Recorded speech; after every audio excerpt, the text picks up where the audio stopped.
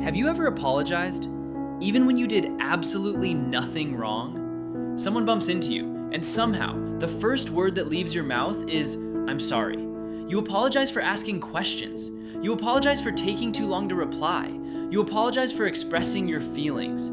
Sometimes, you even apologize for existing. And maybe you've caught yourself wondering, why does saying sorry feel so automatic? Why does it happen before you've even had time to think?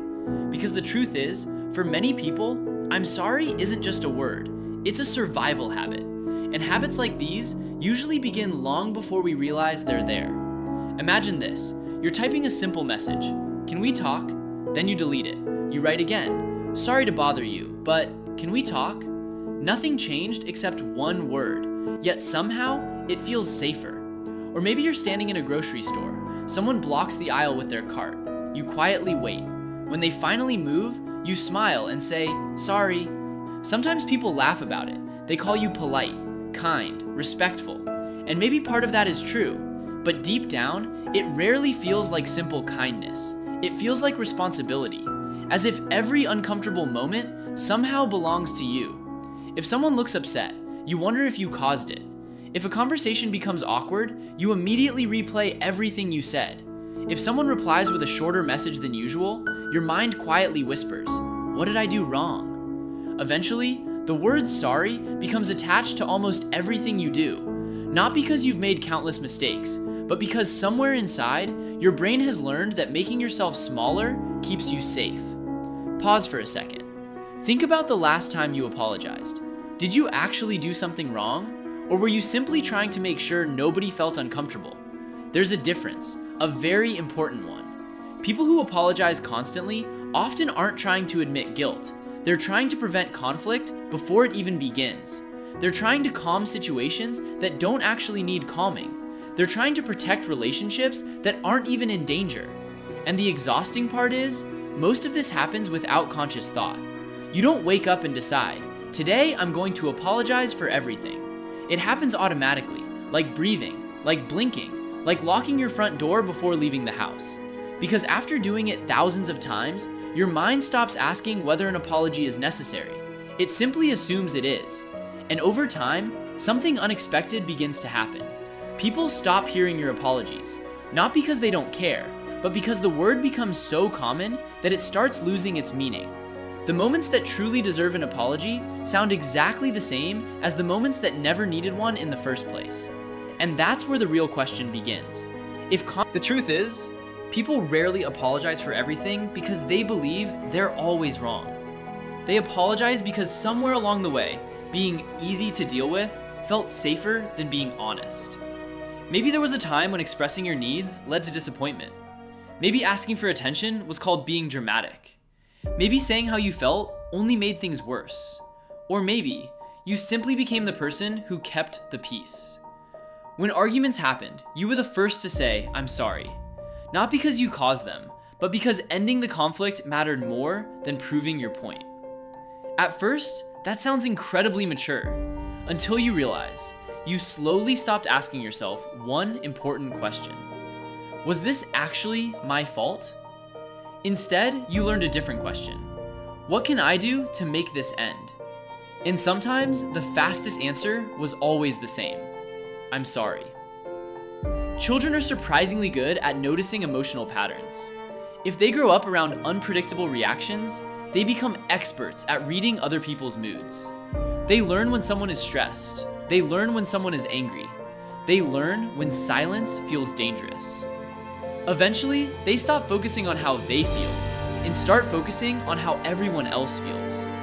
Without realizing it, their own emotions slowly move to the background. Imagine carrying an invisible alarm system inside your mind. Every room you enter, you're checking the emotional temperature. Is everyone okay? Did I upset someone? Should I explain myself? Should I apologize? Even when nothing is wrong, your mind keeps searching for signs that something might be. It's exhausting, but after enough years, it starts feeling normal. Here's another pause. Have you ever apologized just because someone looked disappointed, even though they never blamed you? Sometimes a single sigh, a delayed reply, or a serious facial expression, is enough to convince your mind that you've done something wrong. Not because it's true, because your brain has become incredibly sensitive to emotional tension. It would rather apologize 10 unnecessary times than risk one uncomfortable conversation. Over time, this changes more than your words. It changes the way you see yourself. You begin assuming responsibility for emotions that don't belong to you. If someone is quiet, maybe they're upset with me. If someone cancels plans, maybe I did something wrong. If someone seems distant, maybe I should apologize. Little by little, you become responsible for everyone's emotional weather. And that's an impossible job. Because no matter how careful you become, you can never control how another person feels. Yet your mind keeps trying anyway. Not because you're weak, because once upon a time, trying to keep everyone happy made life feel more predictable.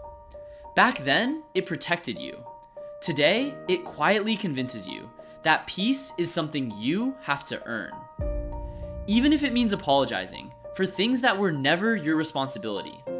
And once that belief settles deep enough, it doesn't stay inside your conversations. It follows you everywhere. Into your friendships, your relationships, your work, even the quiet conversations you have with yourself.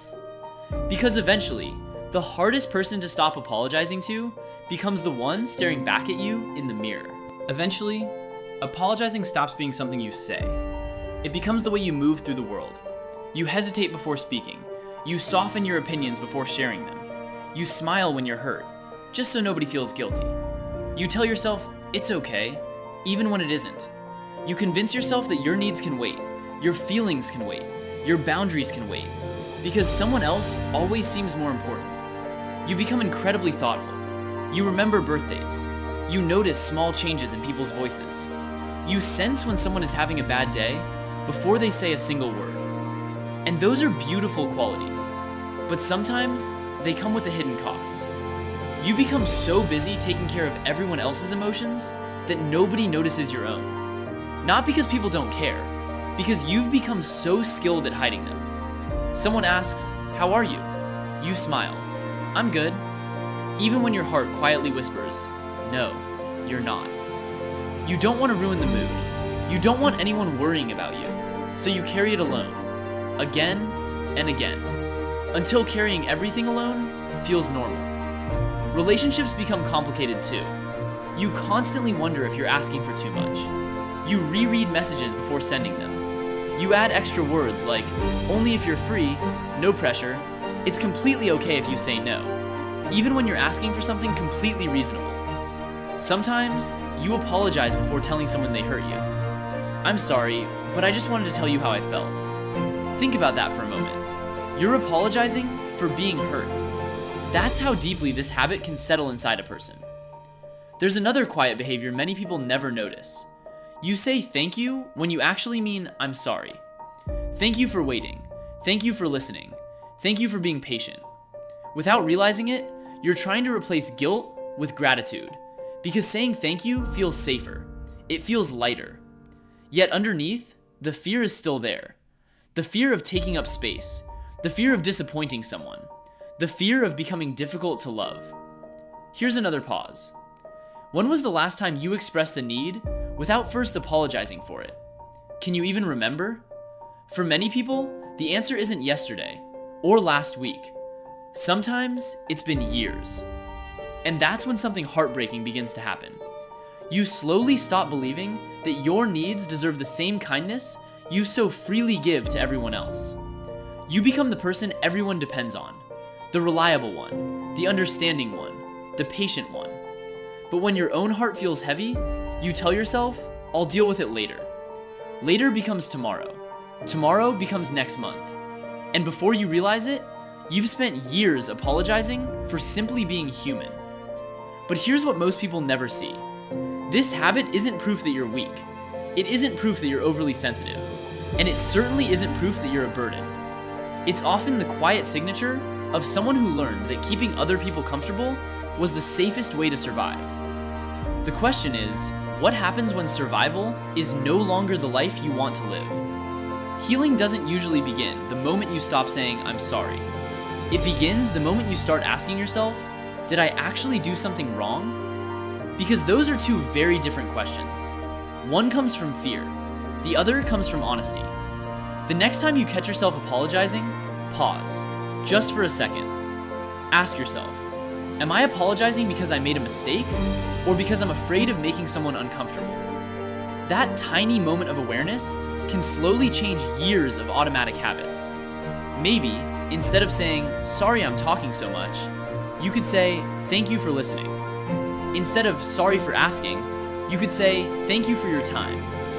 It sounds like a small difference, but emotionally, it's a completely different conversation. One comes from guilt, the other comes from gratitude. And little by little, your mind begins learning something it never had the chance to learn before. That taking up space isn't the same as causing problems. That having needs doesn't make you selfish. That expressing emotions doesn't make you difficult. Real healing isn't becoming loud. It isn't becoming confrontational. It isn't stopping kindness. It's simply allowing your kindness to include yourself. Because there's a difference between being compassionate and constantly disappearing. One comes from love, the other comes from fear. They can look almost identical from the outside, but inside, they feel completely different. Imagine meeting a child who apologized every time they spoke. Every time they cried, every time they needed comfort. Would you tell that child, you should apologize more? Of course not. You would probably kneel beside them, look them in the eyes, and gently remind them, you don't have to say sorry for being human. So here's a quiet question. Why is it so much easier to offer that kindness to someone else than to yourself? Because somewhere along the way, you created rules for yourself that you would never expect anyone else to follow. And maybe those rules have protected you for a very long time. But protection isn't always the same as peace. Sometimes the walls that once kept pain out eventually keep love out too. And maybe that's the real reason this habit feels so exhausting. You've spent years trying to earn acceptance from people who may never have asked you to, while forgetting that the people who truly care about you were never expecting perfection in the first place. They weren't waiting for you to become quieter, smaller, easier, or invisible. They were simply hoping you would trust them enough to let them know the real you. So the next time the word "I'm sorry" rises to your lips, pause. Take one slow breath. Ask yourself, did I make a mistake, or am I apologizing for existing? Because those are not the same thing. And understanding that difference might be one of the kindest things you ever do for yourself. Maybe today's words felt uncomfortably familiar. Maybe you've heard your own thoughts hidden between these sentences. If that's true, then let this be your reminder. You were never meant to spend your life apologizing for taking up space in a world where your presence already belongs. You don't have to earn the right to be heard, to be loved, or to simply exist. Sometimes, the most powerful sentence you'll ever say isn't "I'm sorry." It's, "I don't need to apologize for being me."